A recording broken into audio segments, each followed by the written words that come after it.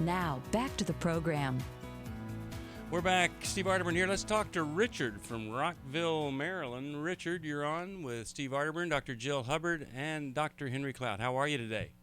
Oh, pretty good. How you guys are? Good. Great. How could we help you? Well, I want to ask my question, and then I'll give you a little background. Is that okay? Okay. I'm looking for some practical techniques to regain my sexual desire for my wife. All right. Speak right up into that phone. We're having a hard time hearing you. Okay, so how long have you been married? About a year. Been married a year. Okay.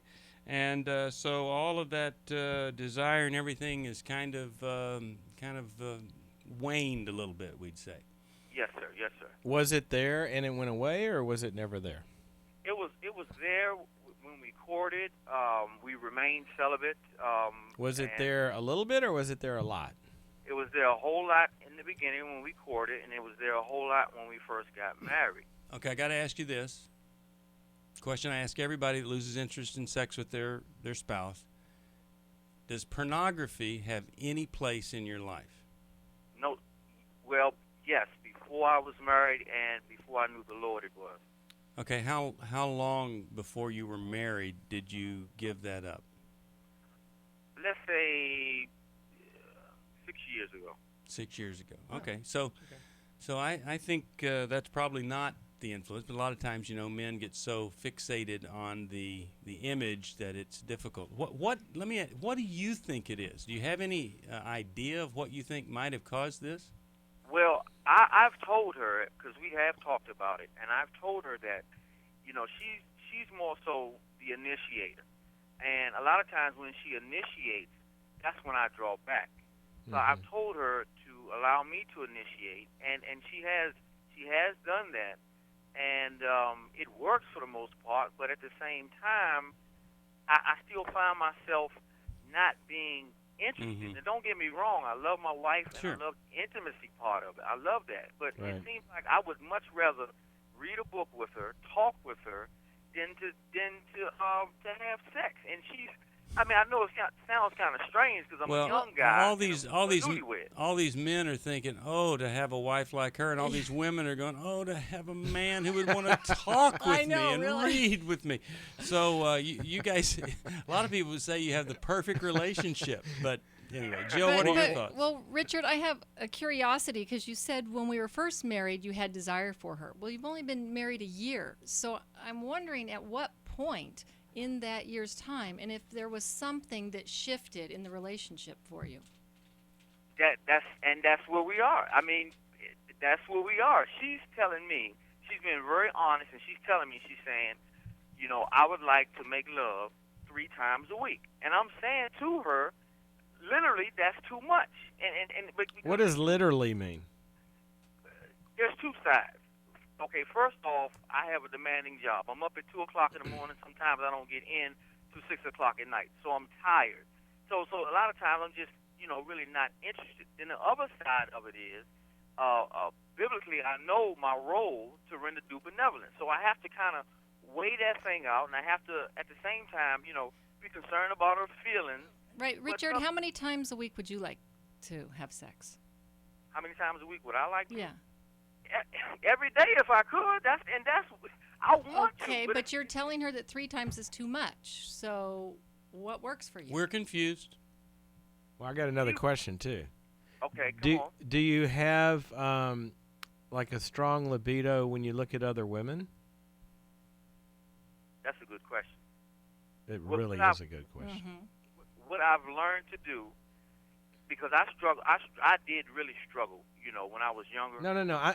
I'm talking now when you're kind of out and about and you see other women. Do you have a really strong sense of desire for them? I'm not talking about anything bad or, overt lusting or anything. I'm just saying, do you sexually feel desire for other women? No, I don't sexually feel desire for other women, but when I do see other women, I will compliment other women and say, well, I'm not talking about, nice like a mother would do. I'm talking about where is your sex drive? Because one of the things that has to be diagnosed is, do you have one, or are you depressed, or something's blocking it? That happens biochemically to people. But let me tell you something else. When you see a man who has a strong sex drive, and again, I'm not talking about anything weird or whatever. I'm just talking about normal being, attracted to women, and you come alive when you see other women, but not your wife. That points to some dynamic between you and your wife. Usually, and what do you think about this one, Jill? Usually, you see men backing away sexually who feel controlled in the relationship in some way. You've already mentioned one dynamic like that where she initiates. And so in the overall sense, if you think that she's more of an initiator and kind of in control of the relationship, then you kind of go passive a little bit and you lose your drive just in general for her because she's in charge and she's kind of become a mother. Okay. Now, does that ring true to you in this area of maybe she's taking a little more control of other areas of your life than you feel good about? She does take control of the sexual part, but that's it, and that's all. Mm-hmm. Okay, if you guys are going to decide where to go to dinner, what schedule to keep, who's going to, make this decision or that, you feel like she just salutes? Well, basically, my wife pretty much she lets me have that control. If like you say, She lets you? dinner. Yeah. For instance, when you say dinner, she'll say, "I don't feel like cooking," and I'll say, Wait a minute, she just told you what she's not going to do, right?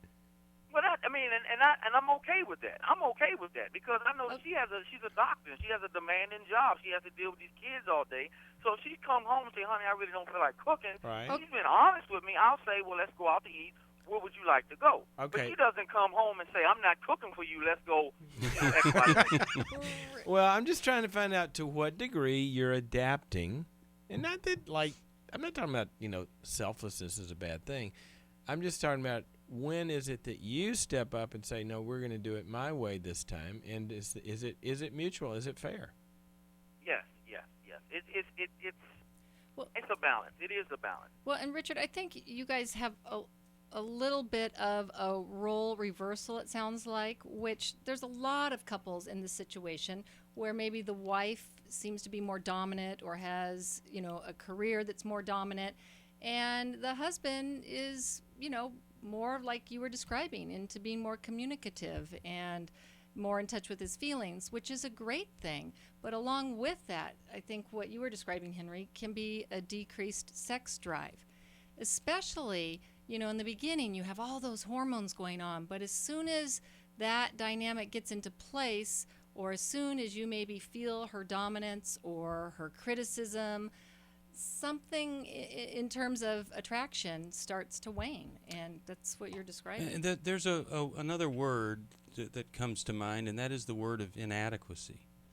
That if we feel inadequate in some other area of our life with a spouse, then that can definitely affect our sex drive. And I kind of call it the roly-poly syndrome. It seems to me that when she wants to initiate, that you kind of are, kind of curling up like a little roly-poly, protecting yourself. No, I don't want to do this. I'm just going to be me right now. And I would challenge you to take a week and just ask yourself, are there other times in the relationship that you start to close off and roll up in a little ball and just want to be yourself? You see what I'm saying? Right. I understand. I would kind of do a little audit on that and see. Now, do you ever feel inadequate to who she is and what she does and the person that you married? No, I can't really say that okay, I can. Let me explain to you like this. When I have to suppress my feelings because she's emotional and because she's delicate, I do struggle with that. Yeah. Okay. I do. Because a lot of times I can't say to my wife, get it together, straighten up. You're walking on some. all right. You're walking on some eggshells. eggshells there.